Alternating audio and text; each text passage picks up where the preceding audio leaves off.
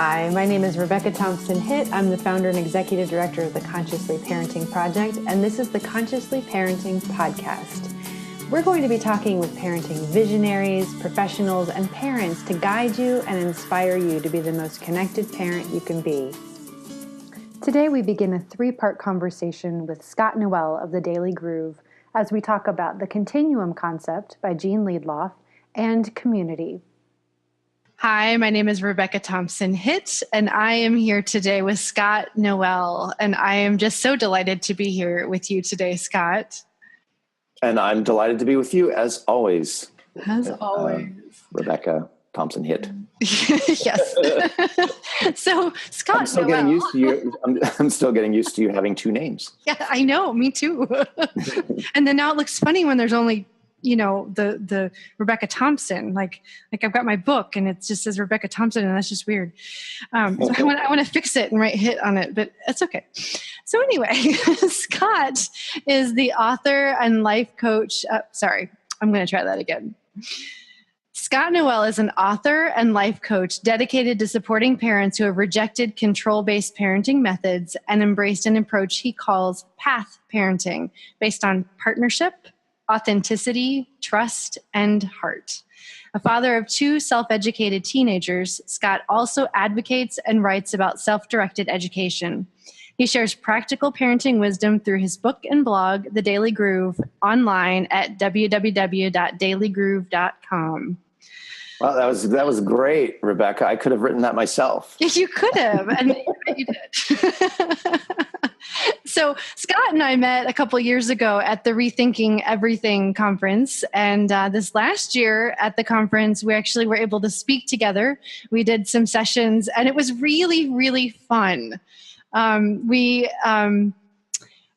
talked about all different fun things, and I bring more of the left brain sciencey piece, and Scott has more of the right brain, the big picture. It's really, really, really fun to have conversations with you. So, this and Rebecca's son joined us on the stage, and we had, I don't know, the midbrain, would that be? Yeah, probably. Yeah, he was talking about that the other night. He said, "Do you remember when I got up on stage? I think I should do that more. I should help you, and I should help parents understand what's going on with their kids, because they really need to hear it from a kid sometimes." I agree. And he was so adorable. He was so adorable. He was only about, 11 at the time? Yeah. So, yeah, it's good. It's really good. So this month in my community in Consciously Parenting, we're talking about the idea of community. And as soon as I started thinking, who do I want to talk to about this? You were the very first person who popped up. And I think part of that being some of the conversations that we've had about the Continuum Concept. And if you're not familiar with it, it's this book.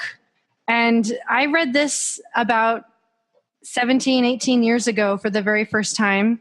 Remember, I had a really hard time getting through the first chapter because it just wasn't quite what I expected. And then once I got past that, I could not stop reading it, because it was this idea that we're designed to be in community, in these tribal spaces. And this was a story of Jean Leidloff going into the jungle and actually seeing these some of these groups of people and living among them and seeing what was different about her experiences in civilization, and what did she see when she went into the jungle. And I remember being a new parent, sitting in my own house by myself for 12 hours every day with my baby, and being completely isolated, reading this book and just crying because I didn't have this. And I didn't know how to create it. So I wanted to talk about this, because I know a lot of parents are in that space. Either they're saying, I need community. I don't know how to do this. We've never experienced it. We're living in these nuclear families. We grew up in these nuclear families, most of us. We don't know how to do it. We don't know where to begin even. And then we need some ideas and inspiration for even what it might possibly look like.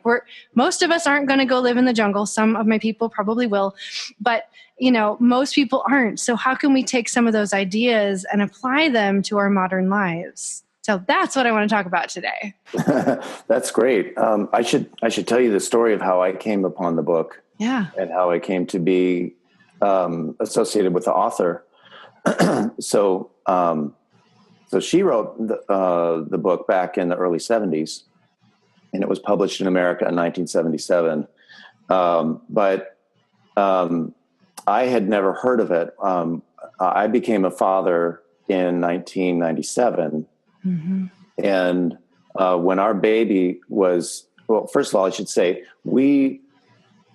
all we knew, like we were kind of just making it up as we went along. We didn't really know much, but we knew that a lot of the mainstream parenting advice was not stuff we wanted to follow. So we just followed our instincts and made what we still consider to be some good choices, like having a home birth and co-sleeping with our baby. Around the time our baby was 2 months old, she started to insist on being held at all times. So my wife, Beth, would put her down and she'd start crying, and pick her up. She'd stop crying. It's like, put her down, cry, put her up, not cry. I was like, what is wrong with this baby? You know, you're supposed to be able to set babies down, right? So we went to our doctor. Unfortunately, we had a really progressive female doctor. And when we told her this, she said, "Oh, there's nothing wrong with your baby. You just need to read the Continuum Concept." It was her prescription. So that's cool. We went to a bookstore and got it that day. Started reading it. Within a day, we had finished the book and were completely blown away. It was like suddenly a ton of things made sense that didn't make sense before. Right. And we felt like we had, because the main perspective is an evolutionary perspective. It's like now we understand not just our baby, but human nature in general. Right. And we can apply those principles to help guide us through how do you raise a baby in a natural way, but when you're living in this very unnatural, civilized culture. Right. The things that we do in the name of civilization, like, isolating a baby for hours a day and closing the door and not listening to it when it screams. Some of the things that happen are just really very far removed from our natural instincts. So anyway, so now we had this map of like, all we had to do was think about how would the proper nurturing behavior have evolved if we lived like hunter-gatherers, if we didn't have clocks and grocery stores and nuclear family suburban neighborhoods, It's like, right. And that became our guide. The book itself really doesn't put a lot, doesn't focus a lot on the community aspect of it. Right. No, it doesn't. It comes up in the book, but it's primarily about, I would say, you can't help but start to think about community because it's sort of the next logical step. If you consider that the main theme is connection, it starts with understanding the need to stay connected with your baby. And then when connectedness becomes a theme, suddenly it's like, it's not just between me and my baby. Right. It's between me and all people. Mm-hmm. And if we were all more connected, how much easier it would be to raise a baby, because we're very clear that babies have an inborn expectation to be carried at all times. What was not so obvious is that it wasn't meant to be done by one person. Right. Right. And so you end up with this situation where moms and to a lesser degree dads, but it's assuming the dads are on board, you have one or two people trying to be a whole tribe. Mm-hmm. And that just doesn't work. It takes a village of many, not a village of two to raise a child. So then that leads to all kinds of, challenges to figure out how do we make this work given the modern context, given that we live in a nuclear family, given that society expects certain structures that aren't aligned with the natural order of things. So when we first read the book back in 1997, there was a thing in the back of the book, and it said a number of readers have formed a support network, and we share a newsletter. So if you want to get the newsletter, send a self-addressed stamped envelope. This was conceived to be, it was 1997. The internet was a brand new thing at the time. Yeah. And I had actually strategized that the way because I didn't want to be an absentee father.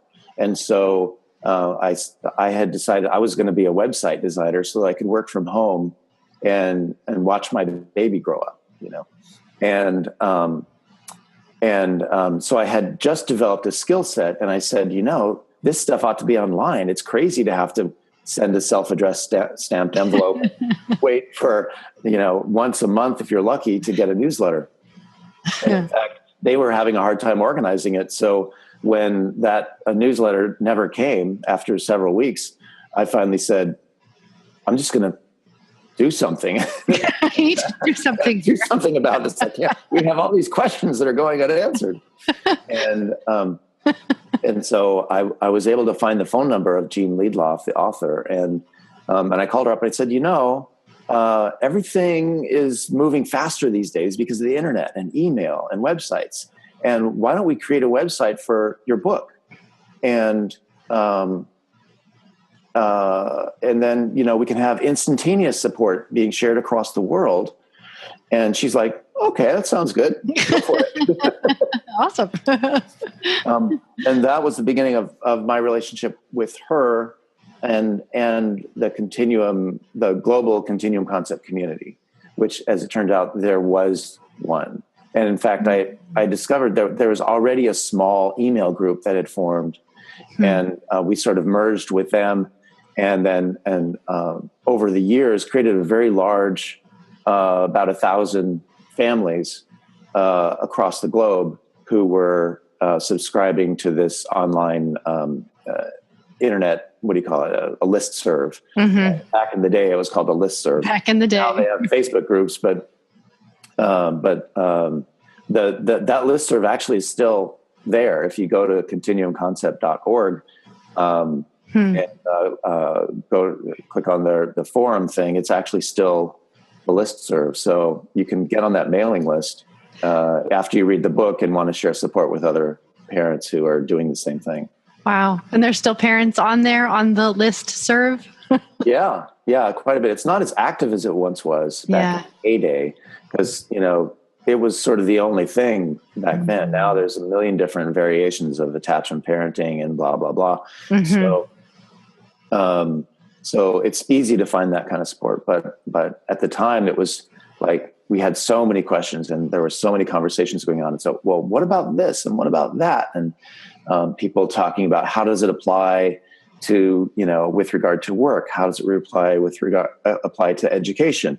How does it apply to so many different facets of life and of parenting?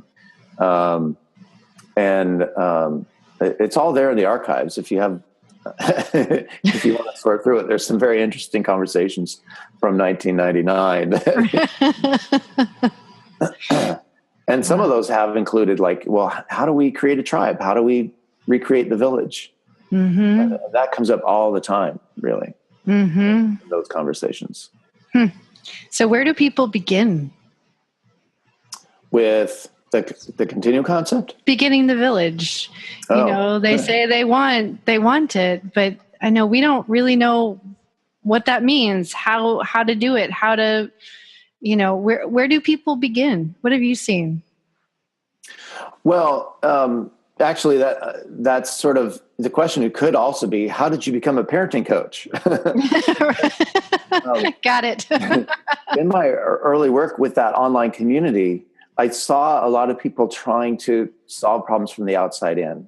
And instead of asking, you know, how can I shift my consciousness into alignment with the human continuum, they'd be saying, well, what should I do? what should I do here? Like just sort of like looking at it more behaviorally than in terms of the underlying consciousness and values that give rise to the obvious choices in behavior.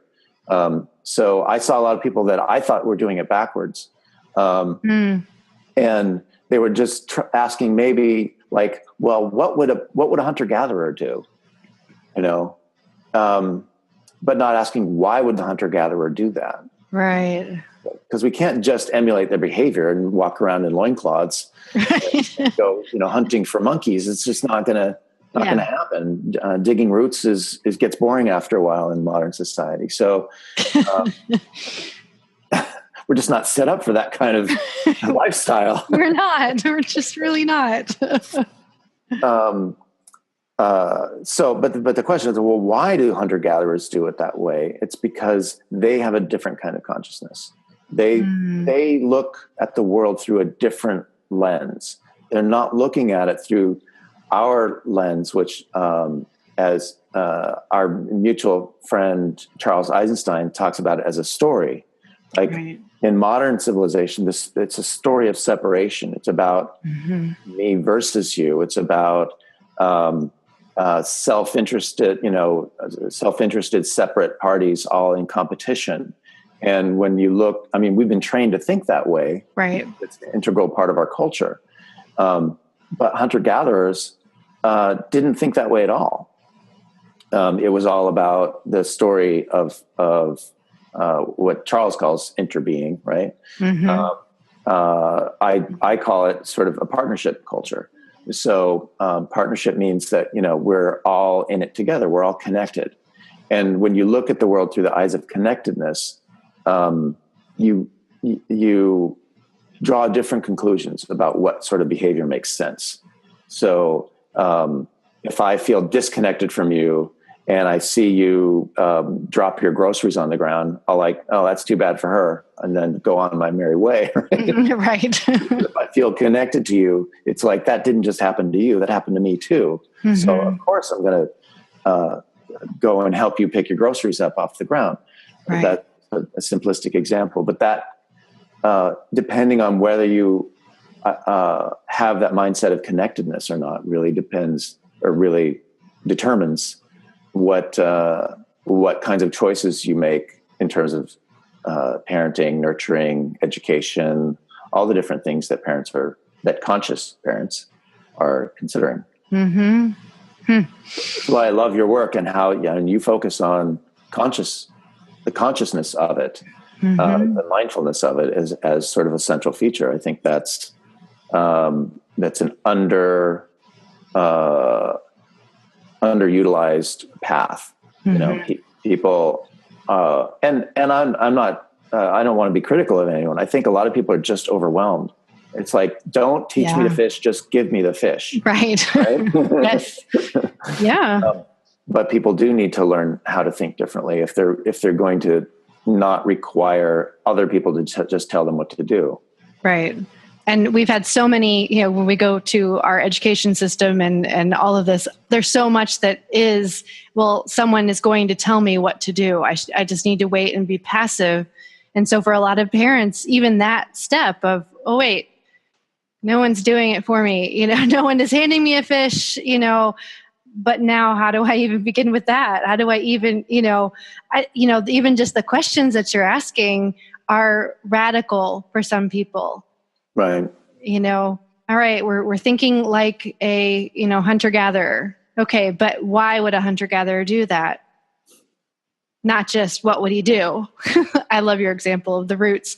It's like the story in Pam Leo's book, Connection Parenting, where she, talks about the roast and, the child or the now grown up parent, chops off the end of it. And her husband says, why are you doing that? Well, my mother always did that. And then, well, let's call her and find out why she does it. And okay, well, she did it, call her. And well, I do it because my mother always did that. So they call her mother. And she said, well, because my pan was too small, So, we have to have context and we have to be able to ask those questions and say, oh, right, is this relevant to me right now? Absolutely agree with that. I'm Rebecca Thompson Hitt, and I've been speaking with Scott Noelle of The Daily Groove. Join us next week for our next podcast as we continue the conversation with Scott and talk about creating a village and finding other nonconformists. For more information, please visit the Consciously Parenting website, consciouslyparenting.com.